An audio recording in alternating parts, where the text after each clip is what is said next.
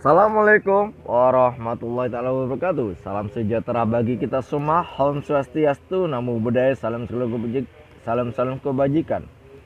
Update terbaru dari Piala Dunia. Brasil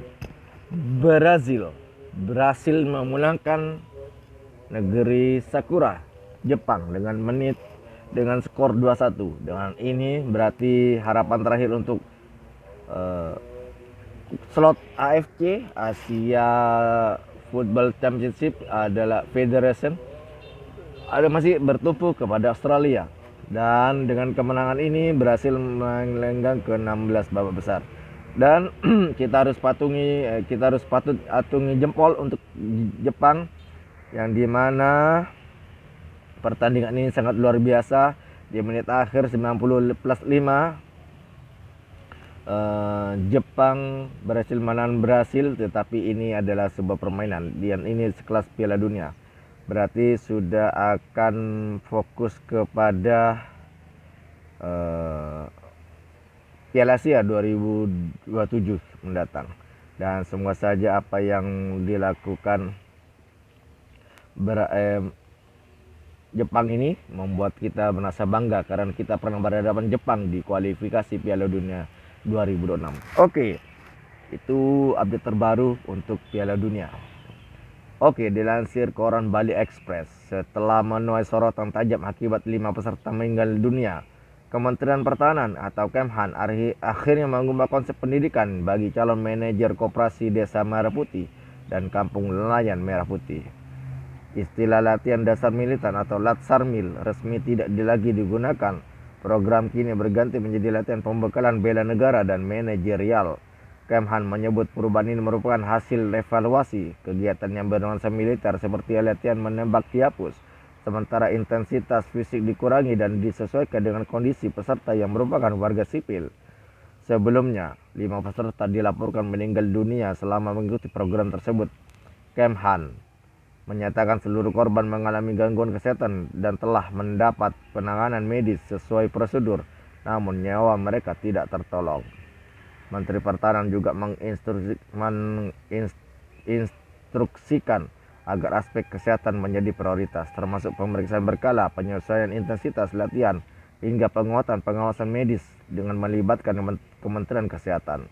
Meski nama program berubah, Kemhan menegaskan pelatihan tetap dilanjutkan sebagai bagian dari pembekalan calon manajer Kopdes yang disiplin dan profesional. Dilansir koran Bali Express via Facebook, krisis energi Eropa, 1.000 pekerja migas Norwegia kena lockout, output minyak terancam anjlok. Sektor industrial di hulu migas Norwegia memasuki babak baru setelah kelompok industri offshore Norway resmi memberlakukan lockout atau larangan bekerja bagi 1.000 bekerja jasa servis minyak dari Serikat Pekerja Safe. Langkah ekstrem ini diambil sebagai respon atas aksi mogok kerja massal akibat buntunya perundingan upah sejak pertengahan Juni. 3 dampak krusial dari krisis ketenagakerjaan migas Norwegia, yakni operasional raksasa migas lumpuh. Kebijakan lockout langsung memukul aktivitas operasional perusahaan servis energi global seperti SLB, Halliburton, Baker Hughes, hingga Weatherford di wilayah landas kontinen Norwegia. Ancaman penurunan produksi masif. Pemogokan telah menghentikan total penguburan di 4 menara bor bergerak dan 5 instalasi tetap. Output migas diproyeksikan turun 12.000 barel setara minyak per hari atau BUPD pekan depan, dan berpotensi membengkak hingga 120.000 BUPD jika konflik berlalu hingga pertengahan Juli. Di lama intervensi pemerintah, Norwegia merupakan pemasok gas pipa terbesar ke Eropa dan menyumbang 2% minyak global. Meski kepentingan ekonomi vital terancam, Kementerian Ketenagakerjaan setempat menegaskan arbitrase wajib akan diambil sebagai opsi paling terakhir. Situasi diprediksi kian memanas setelah Serikat Safe berencana menarik puluhan pekerja krusial tambahan dari lapangan pada awal Juni mendatang. Dilansir koran Bali Express via Facebook, sidang perdana pra-peradilan di Pengadilan Negeri Jakarta Selatan Senin 29 Juni 2006 berlangsung panas. Roy Suryo terlihat naik pitam setelah muncul aksi yang dinilai mencoba mengganggu jalannya persidangan. Kemarin itu dipicu oleh seorang pendukung fanatik Presiden ke-7 RI Joko Widodo atau Jokowi berinisial CS yang tiba-tiba maju ke depan majelis hakim dan meminta dilibatkan sebagai pemohon dalam perkara. Roy menilai langkah tersebut tidak berdasar dan justru mencederai proses hukum yang sedang berjalan. Ada pihak yang tidak kompeten maju ke depan dan ingin menjadi pemohon juga, ujar Roy Suryo. Ia juga mempertanyakan sikap CS yang mengaku sebagai pengacara profesional namun dinilai tidak memahami mekanisme hukum acara pra-peradilan. Padahal katanya dia lawyer profesional berinisial CS. Sering kita lihat dia sering ada di antara termohon atau termohon. Itu sungguh memalukan.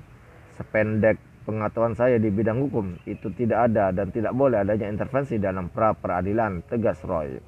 Sidang pra-peradilan dengan nomor perkara 99/PID PRA dalam _2026 PN JKT.SEL ini diajukan Roy Suryo untuk menguji keabsahan prosedur penggeledahan dan penangkapan oleh penyidik Polda Metro Jaya. Langkah hukum tersebut merupakan bentuk dari penetapannya sebagai tersangka dalam kasus dugaan fitnah terkait ijazah palsu Jokowi. Meski telah berstatus tersangka, Roy tidak ditahan oleh Kejaksaan Negeri Jakarta Selatan dan hanya dikenakan wajib lapor setiap pekan selama proses hukum berlangsung.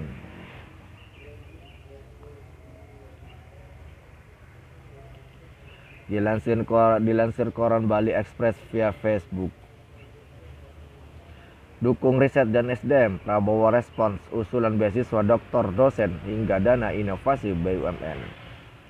Presiden Prabowo Subianto menyebut baik sejumlah rekomendasi strategis dari para akademisi dan dalam sarasehan Kebangsaan Konvensi Sains, Teknologi dan Industri atau KSTI 2006. Pemerintah berkomitmen menindaklanjuti usulan tersebut demi memperkuat ekosistem pendidikan tinggi dan kemandirian industri nasional. 4 poin utama yang usulan akademisi yang menjadi perhatian Presiden yakni yang pertama, beasiswa S3 khusus dosen. Prabowo memastikan usulan alokasi beasiswa doktor untuk dosen baik di perguruan tinggi PTN maupun perguruan tinggi swasta atau PTS akan segera ditindaklanjuti. Kedua, alokasi laba BUMN untuk riset. Muncul usulan penyisian sebagian keuntungan BUMN guna mendanai riset dan inovasi nasional seiring pembenahan tata kelola perusahaan plat merah agar kontribusinya lebih optimal. Yang ketiga, akselerasi hilirisasi industri. Menjawab usulan strategi dari daerah, Presiden menegaskan komitmen besar Indonesia untuk beralih dari sekedar pengolahan bahan baku menuju penciptaan produk akhir bernilai tambah tinggi. Yang terakhir, fokus sains dan kebebasan akademik. Kampus diminta fokus mengembangkan iptek yang bermanfaat bagi rakyat dengan jaminan kebebasan akademis untuk melahirkan inovasi, mengingat operasional PTN dan PTS turut ditopang oleh subsidi negara. Oke, dilansir koran Bali Express. Nama Ginka Febrianti Ginting mendadak jadi sorotan publik usai ditunjuk sebagai Komisaris PT Pertamina Retail atau Pertare, anak usaha PT Pertamina Persero di sektor retail energi. Penunjukan ini langsung memicu perhatian luas mengingat usahanya yang baru 20 tahun pada 2026. Tak hanya itu, rekam jejaknya pun kembali disorot, termasuk tudingan lama yang menyebut dirinya pernah menjadi koordinator demo bayaran. Sorotan publik di media sosial tak berhenti pada posisinya di perusahaan strategis, tetapi juga merambah latar belakangnya, pendidikan hingga pengalaman organisasinya. Mengutip laman Pertamina Retail Kamis 25 Juni 2006, dalam susunan komisaris, Ginka mendampingi komisaris utama Lia Ito Garbianto dan komisaris Devi Taurisa. Ia pun menjadi salah satu figur termuda di jajaran pengawas perusahaan BUMN energi tersebut. Ginka diketahui lahir di Kabanjahe, Kabupaten Karo, Sumatera Utara pada 1 Februari 1998. Ia menempuh pendidikan hingga meraih gelar sarjana akuntansi pada 2019 dan magister manajemen pada 2023 dari Universitas Esa Unggul. Sebelum masuk dunia korporasi, Ginka aktif di berbagai organisasi kepemudaan dan kemahasiswaan. Namanya pernah dikaitkan dengan Aliansi Mahasiswa Nasional serta organisasi Bison Indonesia, di mana ia disebut pernah menjabat sebagai koordinator nasional maupun ketua nasional. Aktivitas yang di organisasi tersebut juga membuatnya kerap dikaitkan dengan relawan pendukung Prabowo Subianto Gibran Raka Buming Raka pada Pilpres 2024. Meskipun begitu, hingga kini belum ada dokumen resmi yang menyatakan dirinya sebagai kader partai politik. Ia lebih dikenal sebagai aktivis organisasi dan relawan. Masuknya Ginka ke jajaran komisaris dinilai sebagai sinyal terbukanya ruang bagi generasi muda dalam tata kelola perusahaan termasuk di sektor energi. Namun di sisi lain, publik kini menaruh ekspektasi besar terhadap kapasitas, integritas, serta kontribusinya dalam mengawal kinerja perusahaan di tengah industri energi yang semakin kompetitif.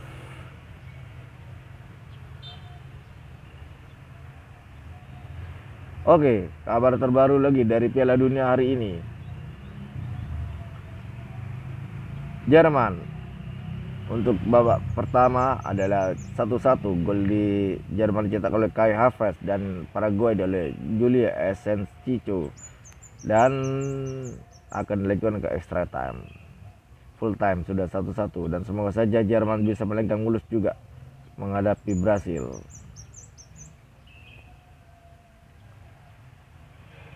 Oke, berita selanjutnya berasal dari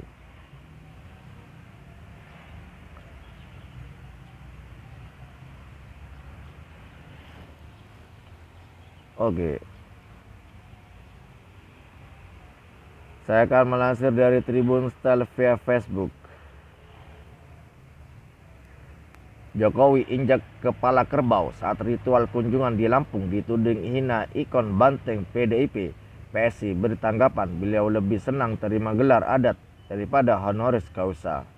Kader Partai Solidaritas Indonesia PSI Dian Sandi Utama turut menyoroti momen Presiden ke-7 RI Joko Widodo. Jokowi menginjak kepala kerbau saat safari politik di Provinsi Lampung Sabtu 27 Juni 2026 yang lalu. Momen Jokowi menginjak kepala kerbau saat menerima gelar dalam kutip Baginda Pemuka Bangsa dalam prosesi adat Lampung itu menuai berbagai komentar masyarakat. Dalam momen tersebut, Jokowi yang duduk di sebuah kursi lengkap dengan pakaian adat sempat terlihat menginjak kepala kerbau yang diletakkan di atas karpet merah. Dian Sandi Utama menyebut bahwa Jokowi telah lebih menyukai menerima gelar adat dibandingkan menerima gelar akademik kehormatan honoris causa atau disingkat HC. Gelar honoris causa adalah sebuah gelar kesarjanaan yang diberikan oleh suatu perguruan tinggi atau universitas yang memenuhi syarat kepada seseorang. Gelar itu diberikan tanpa orang yang menerimanya perlu untuk mengikuti dan lulus dari pendidikan yang sesuai untuk mendapatkan gelar kesarjanaannya tersebut. Pak Jokowi lebih senang menerima gelar daripada gelar haji, kata Dian Sandi dikutip Tribun News dari akun X pribadinya pada Senin 29 Juni 2026. Pengunggah ijazah Jokowi di X tersebut menegaskan bahwa gelar adat memiliki arti-arti keteladanan. Kader Partai PSI Dian Sandi Utama selesai diperiksa oleh penyidik di Reskrimum Polda Metro Jaya terkait postingan dokumen elektronik berupa jasa Presiden ke-7 Joko Widodo. Ia diperiksa 5 jam di Polda Metro Jaya pada Senin 19 Mei 2025. Menurutnya, prinsip-prinsip luhur itu kian memudar dalam kehidupan bermasyarakat saat ini. Gelar adat itu soal perilaku, moral, dan nilai-nilai keteladanan, nilai yang mulai banyak hilang di masyarakat kita hari ini, sambungnya. Momen Jokowi menginjak kepala kerbau ini memicu berbagai interpretasi di ruang publik. Ketua DPP PDIP Guntur Romli menilai tindakan tersebut merupakan bentuk kesombongan dan tidak menghormati nilai-nilai tradisi. Saat ditanya apakah tindakan tersebut sengaja dilakukan untuk menyindir logo PDIP, Guntur menyatakan tidak mengetahui secara pasti maksud dibaliknya. Namun ia mengingatkan bahwa hewan kurban dalam tradisi manapun seharusnya diperlakukan dengan hormat.